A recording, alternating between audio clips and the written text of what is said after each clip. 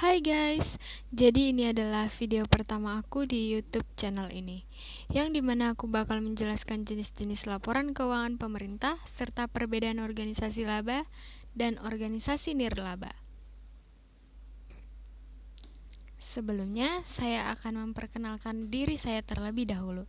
Nama saya Ferawati Yohana Silaban dengan nomor induk mahasiswa 18111511634 yang berasal dari Universitas IBBI Medan. Oke, saya mulai. Ada dua jenis kelompok laporan keuangan pemerintah. Yang pertama laporan realisasi anggaran dan laporan perubahan saldo anggaran lebih. Dan yang kedua laporan finansial yang terdiri dari laporan operasional, laporan perubahan ekuitas, neraca, laporan arus kas, dan catatan atas laporan keuangan.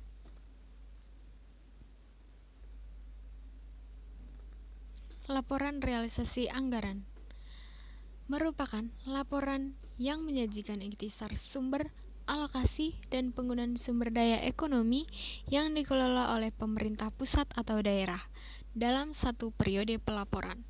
Laporan realisasi anggaran menyediakan informasi-informasi sebagai berikut. Yang pertama, informasi mengenai sumber, alokasi, dan penggunaan sumber daya ekonomi.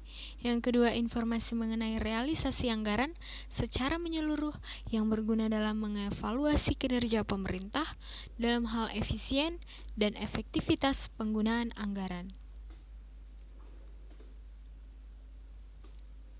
Yang selanjutnya, laporan perubahan saldo anggaran lebih.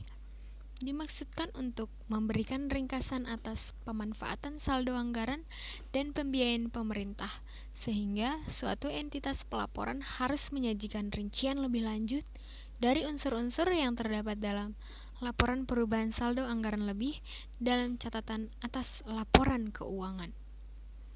Kemudian, laporan finansial terdiri dari 5. Yang pertama, laporan operasional. Laporan operasional menyediakan informasi mengenai seluruh kegiatan operasional keuangan entitas pelaporan yang tercerminkan dalam pendapatan, laporan operasional, beban, surplus atau defisit operasional dari suatu entitas pelaporan yang penyajiannya disandingkan dengan periode sebelumnya. Yang kedua, laporan perubahan ekuitas. Laporan perubahan ekuitas menyajikan sekurang-kurangnya pos-pos ekuitas tahun sebelumnya, surplus atau defisit laporan operasional pada periode bersangkutan, dan koreksi-koreksi yang langsung menambah atau mengurangi ekuitas, yang antara lain berasal dari dampak kumulatif yang disebabkan oleh perubahan kebijakan akuntansi dan koreksi kesalahan mendasar, misalnya koreksi kesalahan mendasar dari persediaan yang terjadi pada periode sebelumnya, atau perubahan nilai aset tetap karena revaluasi aset tetap. Yang ketiga, neraca. Neraca menggambarkan posisi keuangan suatu entitas pelaporan mengenai aset, kewajiban, dan ekuitas pada tanggal tertentu. Dalam neraca, setiap entitas mengklasifikasikan asetnya dalam aset lancar dan non-lancar, serta mengklasifikasikan kewajiban menjadi kewajiban jangka pendek dan jangka panjang. Selanjutnya yang keempat, laporan arus kas. Tujuan pelaporan arus kas adalah memberikan informasi mengenai sumber, penggunaan, perubahan kas, dan setara kas selama satu periode akuntansi, serta saldo kas dan setara kas pada tanggal pelaporan.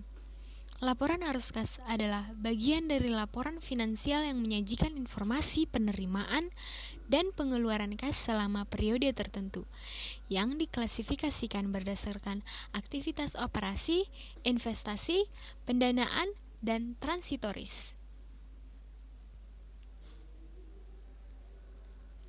Dan yang terakhir, kelima, catatan atas laporan keuangan.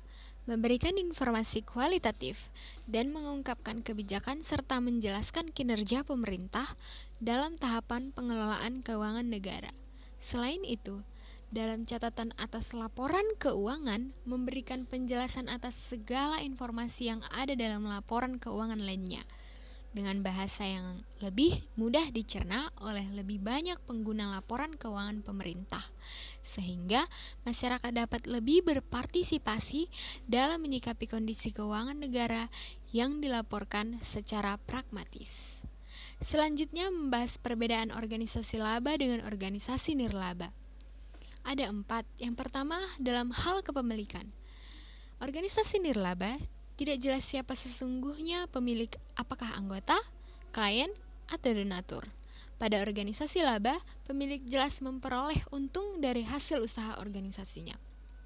Yang kedua, dalam hal donatur, organisasi nirlaba membutuhkan sebagai sumber pendanaan. Berbeda dengan organisasi laba yang telah memiliki sumber pendanaan yang jelas, yakni dari keuntungan usahanya. Yang ketiga, dalam hal penyebaran tanggung jawab pada organisasi nirlaba, hal ini tidak mudah dilakukan. Anggota Dewan Komisaris bukanlah pemilik organisasi, sedangkan pada organisasi laba telah jelas siapa yang menjadi Dewan Komisaris yang kemudian memilih seorang direktur pelaksana. Dan yang keempat, dalam hal perhitungan laba, pada organisasi nirlaba tidak memperhitungkan laba atau rugi, sedangkan pada organisasi laba memperhitungkan laba atau ruginya.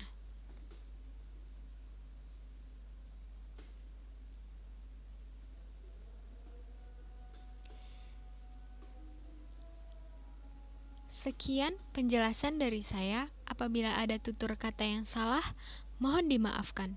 Terima kasih dan sampai jumpa di video selanjutnya. Jangan lupa di like, subscribe, dan share. Bye-bye.